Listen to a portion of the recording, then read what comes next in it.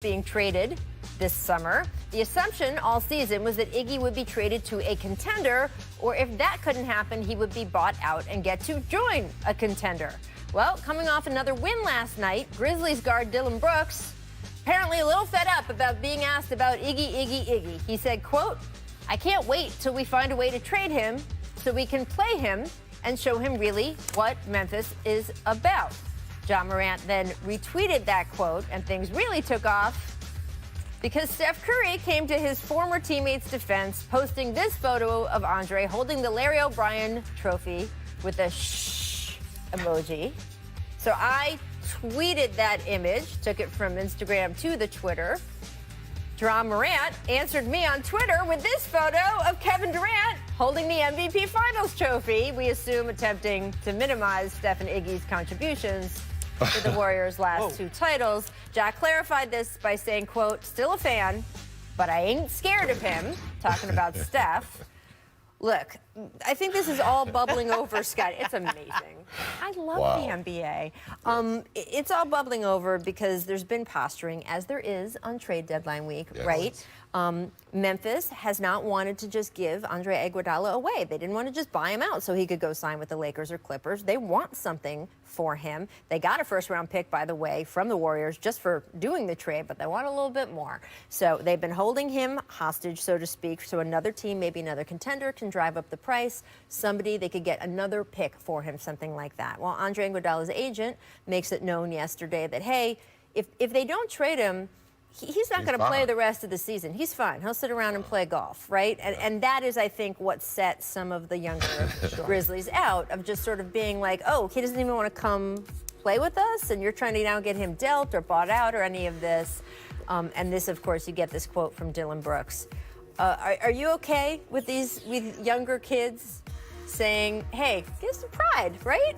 He doesn't want to be here? Fine. Let's go play him on the court. I'm okay with it. And I'm going to split the fence there. Okay. Because I'm okay with what the young kids are saying. What I'm not okay with is that Andre never came or showed up or paid his respect to these younger players. These players look up to him. He's played in 5 NBA Finals. They were looking forward to joining hands with Andre Iguodala. He brings experience. He brings leadership. He brings all the value that this young team could use right now.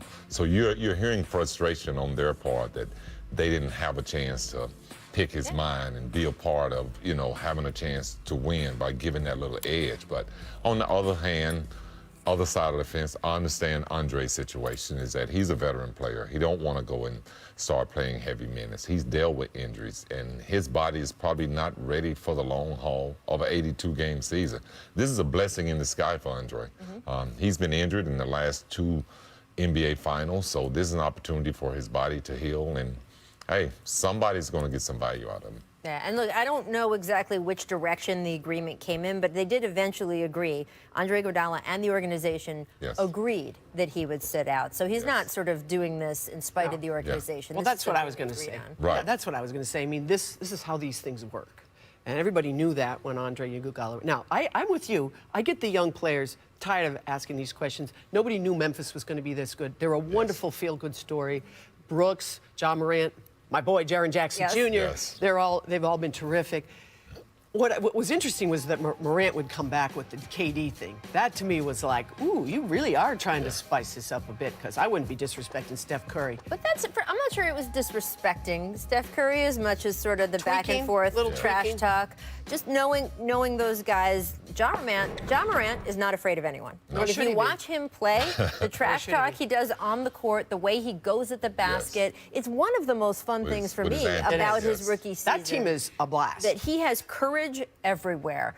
And one of the things I like about Steph Curry is that he doesn't take any of this that seriously either. That's true. I don't think Steph Curry is sitting there on his phone today being like, I can't believe he said that. No, you know what he's doing? He's sitting at home laughing, going, let me see when we play Memphis, because I'm gonna shoot about 6 of those 40-footers. That's what he's doing. 3 rings, 4 rings. So I think you were talking about guys on all sides here who like to mix it up, who thinks it's kind of fun. That's why we love the NBA. Great for basketball. I don't think that anyone involved is sort of like, God, I can't believe you said that. I hate him.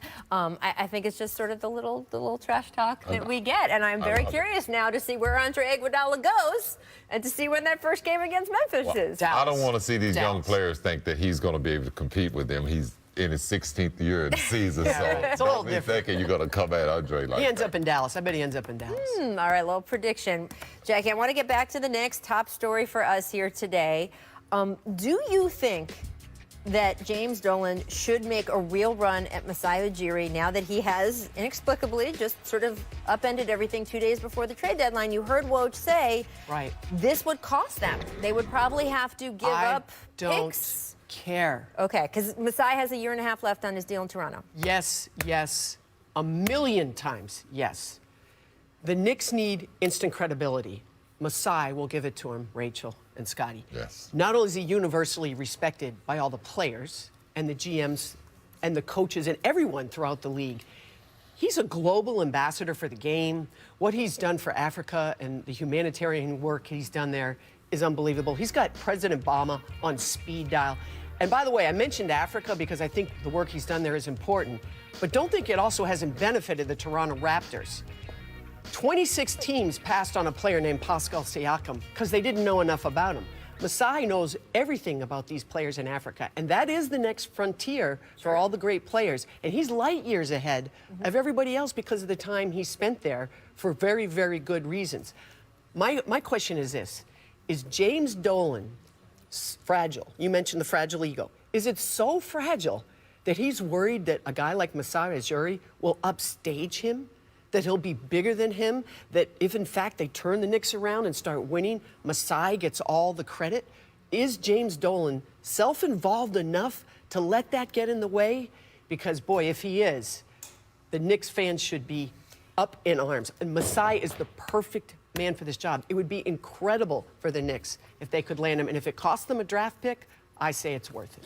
I say it's worth it. I think the Knicks need to give up whatever they have to do to change who they are. This is definitely a franchise that should be doing a lot better. They should be able to pretty much interview or talk to any free agent that come available because New York is a beautiful city. And the fans there, they love the game. And any player would love to go to play there. But I think a lot of drawback has been because of ownership.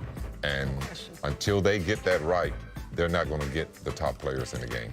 I mean, look, first of all, we know how much money James Dolan gave Phil Jackson. I almost think he'd have to double it to get Masai Ujiri to come down there because Masai, smart man, he knows the position he is in. The draft pick position, or what they would have to give up to Toronto to get him out of that contract, that might be a stopping point for Masai just because you're then plundering the resources that he's about to come work with. And that's something that I think might be an issue on that end. I just wonder, though, do you want to go insert yourself, if you're Masai Ujiri, into everything that is in New York? Or is that temptation for someone, and you and I know Masai does like the spotlight? Well, and not only that, he takes risks. He took the biggest risk in the world. He took on Kawhi Leonard knowing that he could walk, and his position was, I don't care. If he wins me a championship, I'll take that. And guess what? Everyone in the country of Canada agreed with him. Yep. And there you go. Well, that's the kind of guy I want running my franchise. As we heard from Woj and he and Ramona Shelburne reporting, James Dolan definitely still interested in Masai Ujiri, but also interested in possibly going a path of hiring a player agent who has little or no management experience. So we will continue to discuss that throughout the show. We have plenty more on the Knicks. We also have coming up what's going on with the Sixers. Ben Simmons said the Sixers were, quote, soft last night. We will get Scotty's take on that next. Stick around. You're watching The Jump.